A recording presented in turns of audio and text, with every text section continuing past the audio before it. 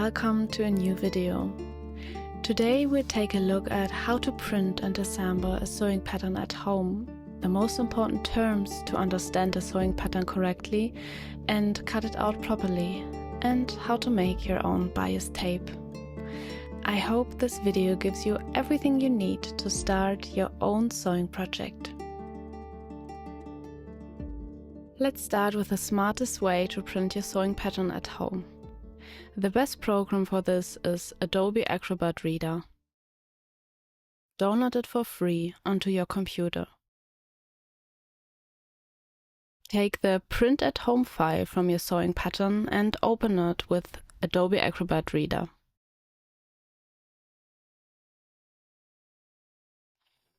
Once it's open, go to the Layers icon on the right.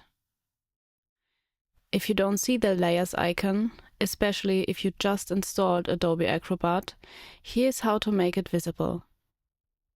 Go to View, then Show Height, select Side Panels, and activate Layers. Now you should see the Layers icon on the right side. The Layers function allows you to see all the different layers of the document. Each size is on a separate layer, which means you can easily deactivate all sizes except your own. This makes the pattern much clearer when you cut it out later. If your size is 00, deactivate all other sizes except 00. I've created only 3 sizes for demonstration purposes, but my real patterns usually have 9, so you would deactivate 8 and keep only your size visible. Also, leave the labels and the Do Not Unlock layers activated. Next, click on the print icon. Before printing the full pattern, we first need to print only the first page to check that the scale is correct. Go to Pages and select page 1. Then set Custom Scale to 100%. This step is crucial.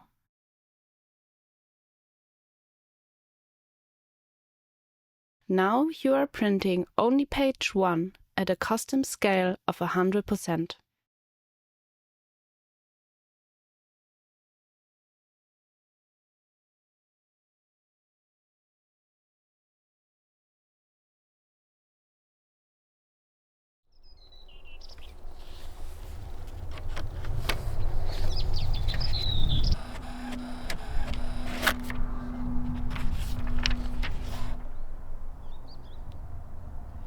Once you've measured and confirmed that the 5 cm or 3 inches on the first page are accurate, you can move on. You can select the remaining pages and print them at custom scale 100%.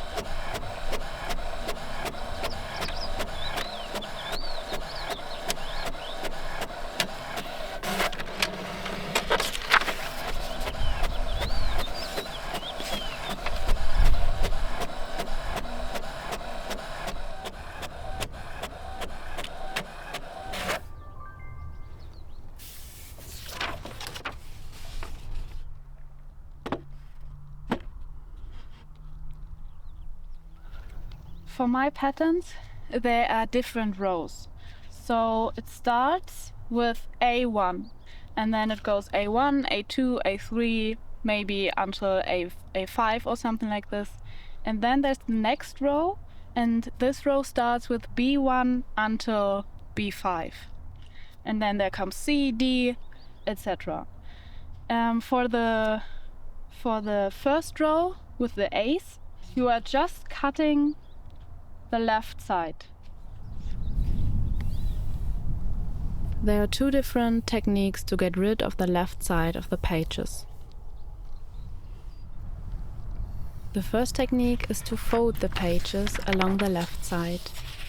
Simply fold along the black strip on the left, as I'm showing here. If this is your preferred technique, feel free to fold everything. However, my preferred method is cutting. So cut or fold all your pages along the left side of your first row. Now let's move on to the second row, the B row. Cut along both the left side and the top of this row. Do the same for all remaining rows, like the row C, D, etc.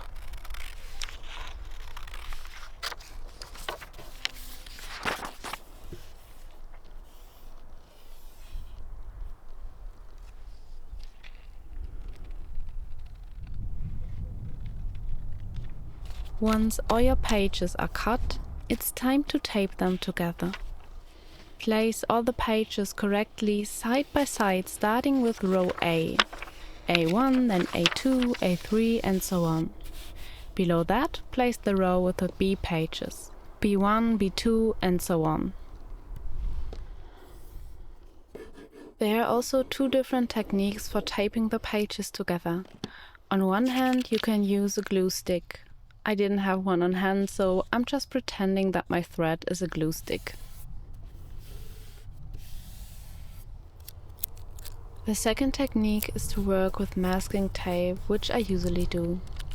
No matter which method you prefer, it's important to be as neat as possible when taping the pages together. That's what the markings are for. Make sure that when you tape, you form a rectangle from the two triangles and that the labels match up. A1 should be taped to A1. A2 should be taped to A2, and so on. Also, make sure to secure the edges of the individual pattern pieces with masking tape, as we will be cutting along those lines later.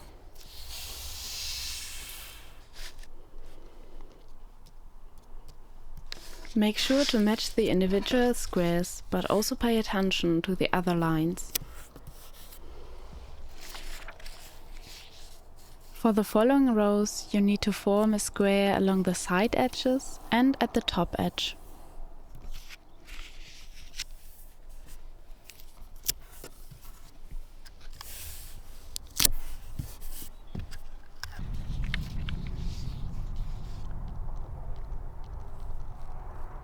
On the first page of the pattern A1, you will find the key. This shows you the different sizes and the type of dashed lines used to represent each size. So if you didn't select and print only your size using Adobe Acrobat, you will need to check here now to see how your size is marked and cut along the corresponding dashed line. The key also displays the various markings you need to transfer onto your fabric. Today I will show you what notches, dots, the grain line and dot means.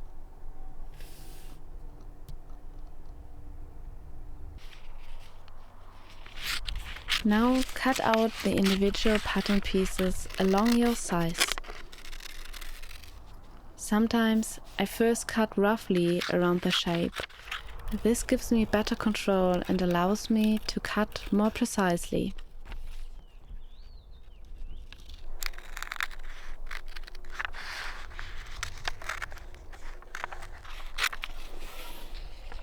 Before you start cutting your pattern, it's very important to consider a few things about your fabric. You should always wash it in the machine according to the fabric's recommendations. Most fabrics shrink by 5 to 10% during washing. So if you wait until after you've finished your sewing project, your completed garment will shrink and may become too small. Additionally, if the fabric allows, you should press it completely with an iron before you begin cutting.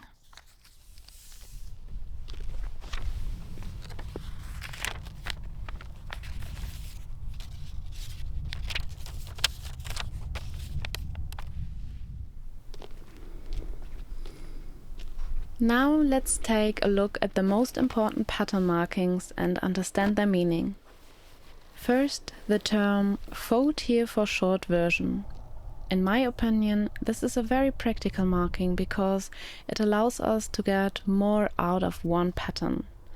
With this marking, we can use the same pattern to create both a long and a short version. To make the short version, simply fold along the marked line at your size. If you later decide to make the long version, just unfold your paper pattern and you're ready to go.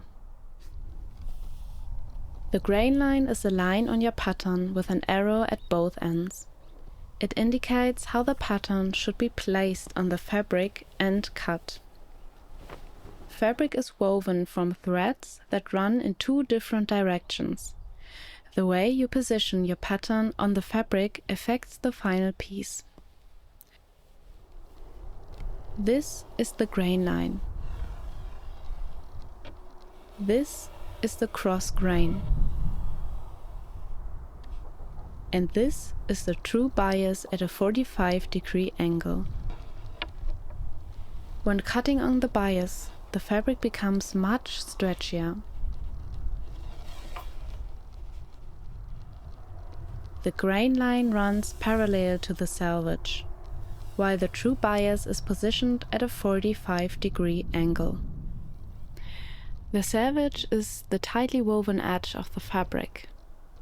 You can recognize it by its slightly different texture, often with tiny holes from the manufacturing process or a printed edge. Now place your pattern piece so that the grain line is parallel to the selvage. Use a measuring tape to ensure the distance between the grain line and the selvage is exactly the same at multiple points.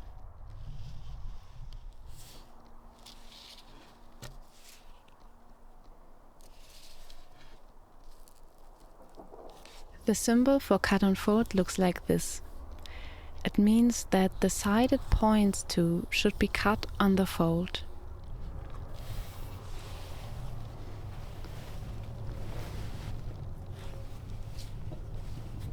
This means you should fold your fabric so that the pattern piece fits efficiently on the folded part, avoiding any fabric waste.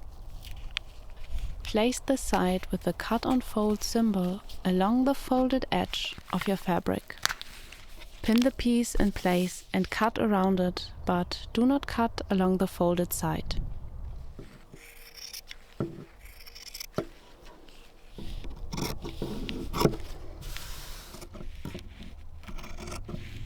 When you open your finished cut and fold pattern piece, you will see that you now have a symmetrical piece. The next pattern marking we will look at are notches. Notches can be represented as small triangles or simple straight lines. These little notches are meant to be clipped a few millimeters with scissors. Never cut more than 5 millimeters into the fabric. They mark specific points on your pattern where, for example, pockets or other details will be attached later.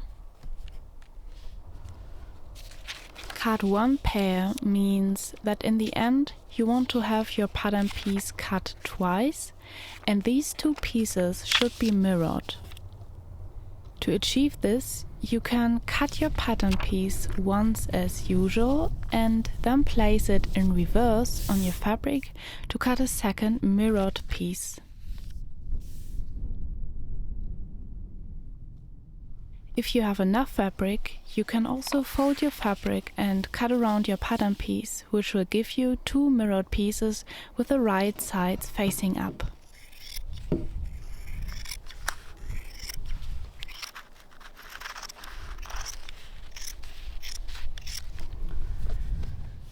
Let me show you one way to mark the darts on your pattern pieces.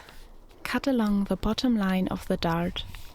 Make sure you're only cutting the paper and never the fabric.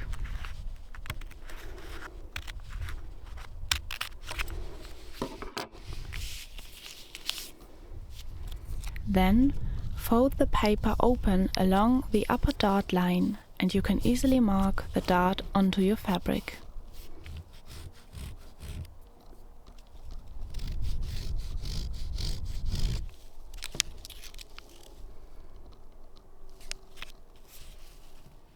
To mark the dots on a pattern, I simply take a pen and poke directly through the paper at each dot. That way I can easily transfer the dot onto the fabric. I'm using a pen that disappears when ironed with heat.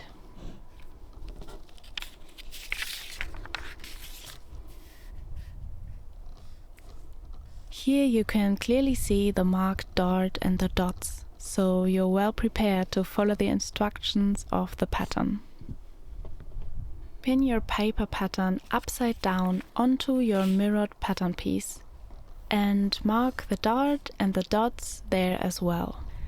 So if you're supposed to cut one pair, you should end up with 2 mirrored pieces, with all the markings clearly transferred onto both. If you're supposed to cut 2 pairs, you will end up with 4 pieces, 2 mirrored pairs. However, if the instructions say to cut 4 times, then you simply cut the same piece 4 times in the same direction. Let's make our own bias tape. Bias tape is used to finish raw edges. To start, you will need a square piece of fabric. Today I'm using a 30 cm square. The size of your square depends on how wide and how much bias tape you will need. Adjust accordingly. As we've already talked about, the fabric has a cross grain running this way, the grain line running this way, and the bias lies at a 45-degree angle. The bias is much stretchier, which is exactly what we want to make the bias tape easier to work with. Now, fold your square along the 45-degree line. Cut along the fold and open up the fabric.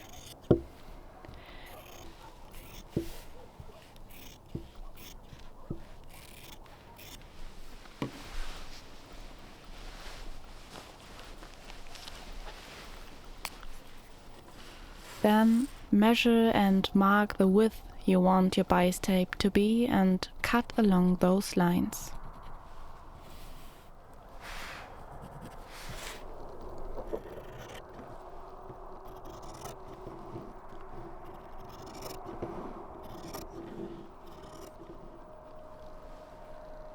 You can continue measuring each strip or simply use your first strip as a guide, lay it on the fabric and cut along its edge.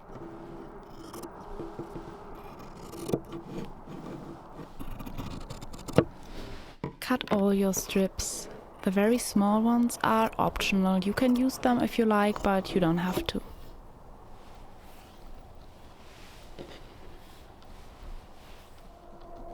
I'm marking the right side of my fabric with a pen, since both sides look the same for my fabric.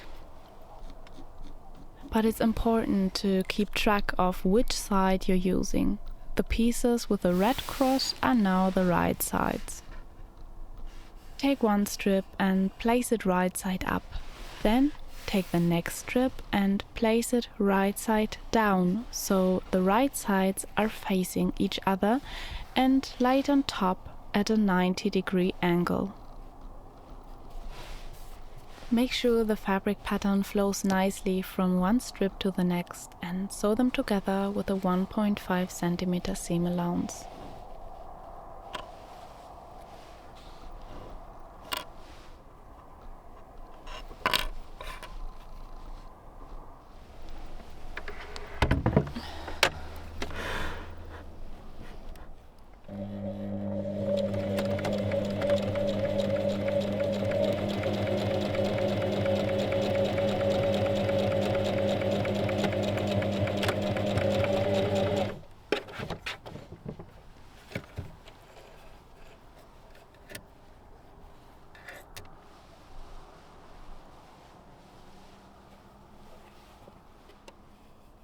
Press the seam allowance open.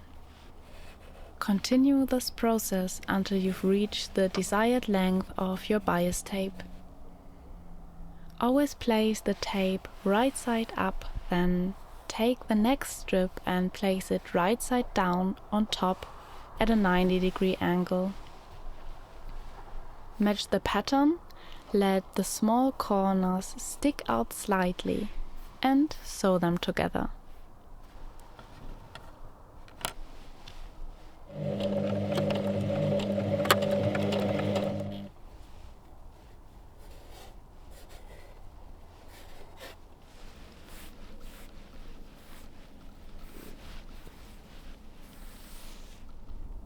There are two ways to finish your bias tape. The first method is using a little tool called a bias tape maker. These come in different sizes depending on how wide your bias tape should be. Insert your strip of fabric wrong side up into the tool. Use a small seam ripper to help pull it through.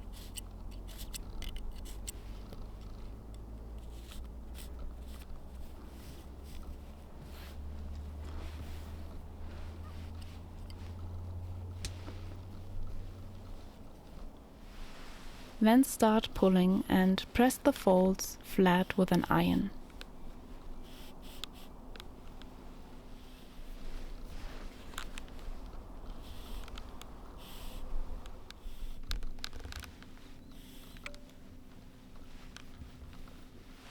Once that's done, fold the tape in half lengthwise and press it again.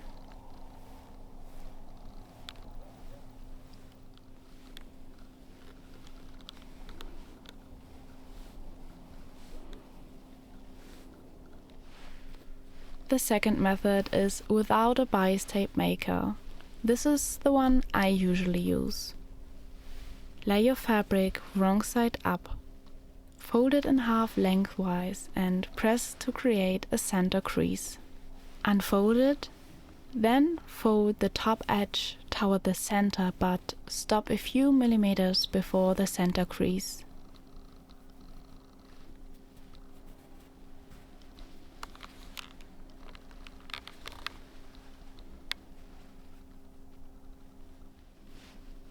Do the same with the bottom edge.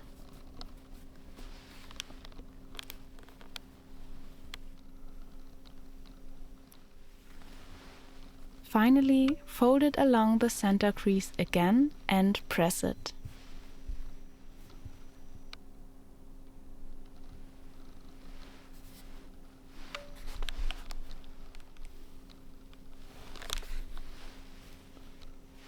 Now you've got your own homemade bias tape.